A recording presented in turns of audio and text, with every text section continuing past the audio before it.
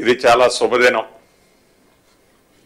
ఎన్నికల ముందు ఆనాటి పిసిసి అధ్యక్షులు ఈనాటి గౌరవ ముఖ్యమంత్రి రేవంత్ రెడ్డి గారు కానీ, ఎన్నికల ముందు రాష్ట్ర వ్యాప్తంగా పాదయాత్ర చేసిన డిప్యూటీ చీఫ్ మినిస్టర్ బట్టి విక్రమార్క గారు కానీ, మేమందరం ఏ గ్రామానికి వెళ్ళినా, ఏ నియోజకవర్గానికి వెళ్ళినా, ప్రతి ప్రాంతంలో, ప్రతి గ్రామంలో, ప్రతి డివిజన్లో ఆనాటి ఇందిరమ్మ ఇళ్ళు చూపిస్తూ, ఆ సందర్భాన్ని గుర్తు చేస్తూ, అటువంటి రోజులు రావాలని, మా కళ నెరవేరాలని యావత్ తెలంగాణ ప్రజలు సంకల్పంతో, ఆలోచనతో ఇందిరమ్మ రాజ్యం వస్తేనే ఇందిరమ్మ ఇళ్ళు వస్తాయని పూర్తిగా విశ్వసించి నమ్మి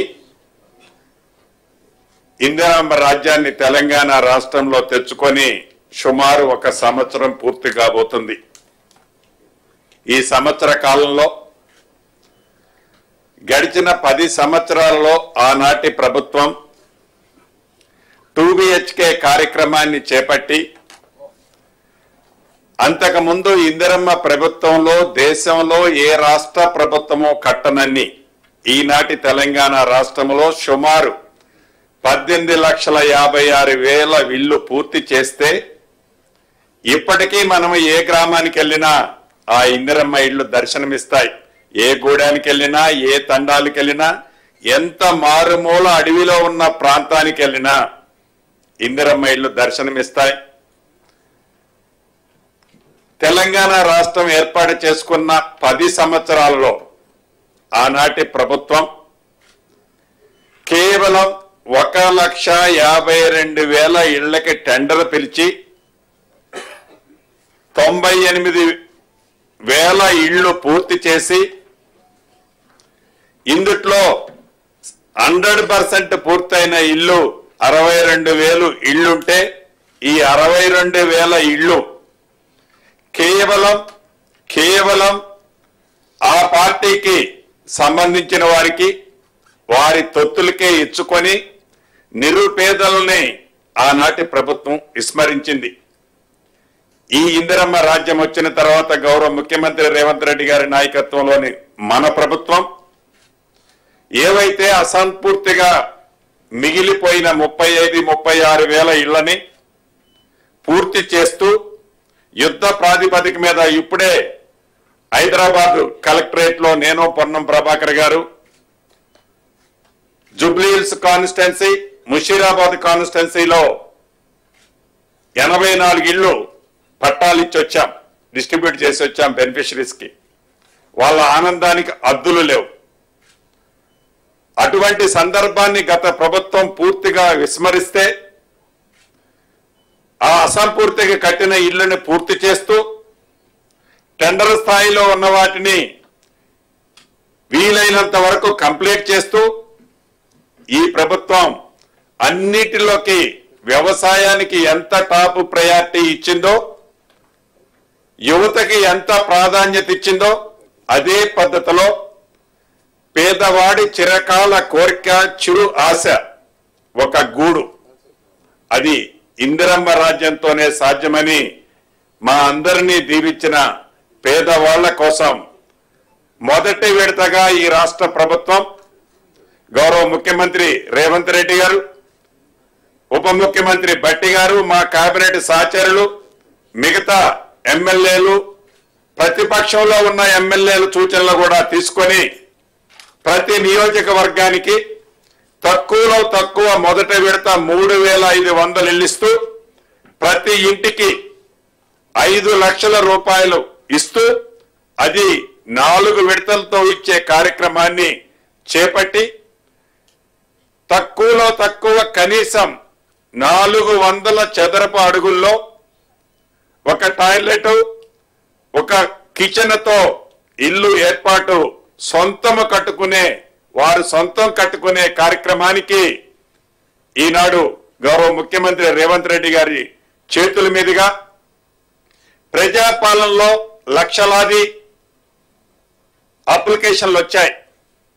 ఈ లక్షలాది అప్లికేషన్లో జెన్యూనిటీ, ఎవరు పేదవాళ్ళు, పేదవాళ్లలో బహు పేదవాళ్ళు ఎవరు, వికలాంగులు ఎవరు, ఈ వికలాంగుల్లో నిజంగా ఆర్థికంగా ఇబ్బందుల్లో ఉన్న వాళ్ళు ఎవరు, వితంతువులు ఎవరు, ఈ వితంతువుల్లో పేదవాళ్ళు ఎవరు, ఇలా ఐడెంటిఫై చేయటంతో పాటు విడతల వారిగా ఇచ్చే ఈ కార్యక్రమానికి ఇది నిరంతరము ఈ రాబోయే 4 సంవత్సరాలే కాదు, మళ్ళీ ప్రజల దీవెనలతో వచ్చే తర్వాత 5 సంవత్సరాలు కూడా ఇది నిరంతరము కార్యక్రమాన్ని చేపట్టాలని ఈరోజు శ్రీకారం చుట్టిన దాంట్లో భాగంగా ఇప్పుడు గౌరవ ముఖ్యమంత్రి రేవంత్ రెడ్డి గారు యాప్ను లాంచ్ చేసిన తర్వాత రేపటి నుంచి ప్రతి గ్రామానికి అధికారులు వెళ్తారు.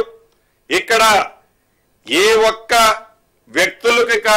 వ్యక్తికి కానీ ఒక్క రూపాయి కూడా ఎవరు ఇవ్వాల్సిన అవసరం లేదు. ఈ ప్రభుత్వానికి మన ఇందిరమ్మ రాజ్యంలోని గౌరవ ముఖ్యమంత్రి రేవంత్ రెడ్డి గారి నాయకత్వంలోని మన ప్రభుత్వానికి ఒక క్లారిటీ ఉంది. పేదవాళ్లలో బహు పేదవాళ్ళకే ఈ స్కీమ్ వర్తించుద్ది.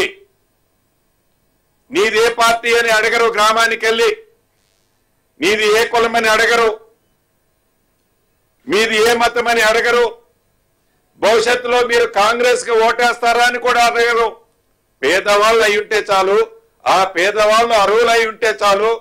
అది సంఖ్య ఎంత అన్నది ముఖ్యం కాదు. ఈ ప్రభుత్వానికి 4,50,000తో మొదలెడుతున్న ఈ కార్యక్రమం దేశంలోనే ఈ రాబోయే సంవత్సరాలలో మొట్టమొదటి స్థానంలో తెలంగాణ రాష్ట్రంలోనే అత్యధిక ఇళ్లు కట్టిన రాష్ట్రంగా ఉండే విధంగా ఏదైతే ఈ పేమెంట్ ఉందో ఫౌండేషన్ కంప్లీట్ చేయటంతోనే ₹1,00,000 ఇవ్వటం జరుగుద్ది.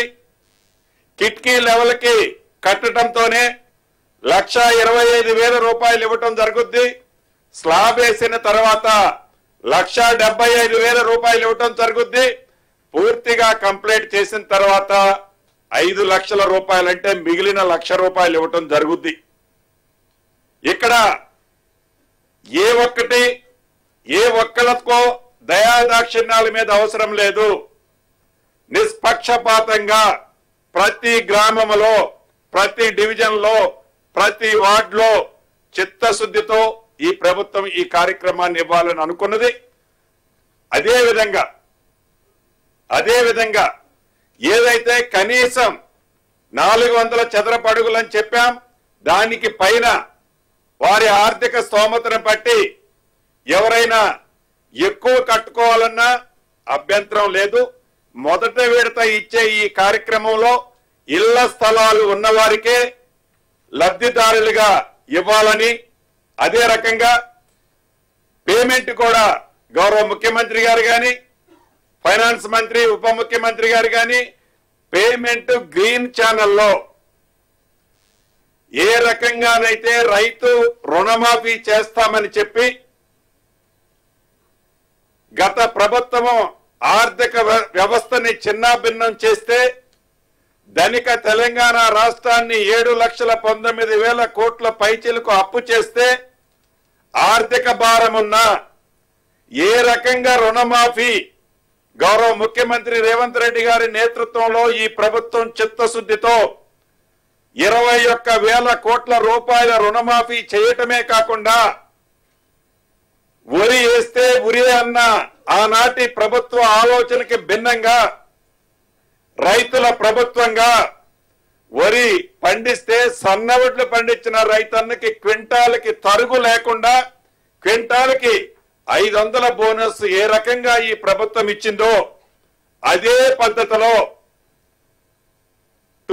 ఇందిరమ్మ ఇళ్లకి గ్రీన్ ఛానల్లో ఆర్థికంగా ఇబ్బందులు ఉన్న రాష్ట్ర ప్రభుత్వం తల తాకట్టు పెట్టైనా గౌరవ ముఖ్యమంత్రి రేవంత్ రెడ్డి గారి నాయకత్వంలో ఫైనాన్స్ మంత్రి బట్టి విక్రమార్క గారి సమక్షంలో ఇందిరమ్మ ఇళ్ళు అంటేనే ఇందిరమ్మ ప్రభుత్వం, ఇందిరమ్మ ప్రభుత్వం అంటేనే ఇందిరమ్మ ఇళ్ళు కాబట్టి నిస్సందేహంగా అర్హులైన పేదవాళ్ళందరూ ఈ దీంట్లో లబ్ధి పొందుతారు. తప్పకుండా ఇస్తూ పేమెంట్ కూడా ఎక్కడా మీకు ఇబ్బంది కలగకుండా ఉండే విధంగా ఏర్పాట్లు చేసుకుంటున్నామని కూడా తెలియజేస్తూ మరొక్కసారి రాష్ట్ర వ్యాప్తంగా ఉన్న లబ్ధిదారులందరినీ, కాంగ్రెస్ శ్రేణులందరినీ, పార్టీతో పాటు ప్రభుత్వంతో అనుబంధంగా ఉన్న మిత్రులందరినీ ఒకటే రాష్ట్ర ప్రభుత్వ పక్షాన అభ్యర్థిస్తున్నాను. పేదవాళ్లలో బహు పేదవాళ్లకే మనం ఇవ్వాలి. గత ప్రభుత్వం లాగా అధికారం ఉంది కదా అని పేదవాళ్ళను వదిలేసి ధనికులకి గత ప్రభుత్వం ఎలా ఇచ్చిందో, ఇందిరమ్మ ప్రభుత్వం అంటేనే పూర్తి విశ్వాసం, నమ్మకము పేదవాళ్ళ మీద ఉంది కాబట్టి ఆ పేదవాళ్ళకి ఇవ్వాలని ఈ వేదిక ద్వారా రాష్ట్ర వ్యాప్తంగా ఉన్న కుటుంబ సభ్యులకి అప్పీల్ చేస్తూ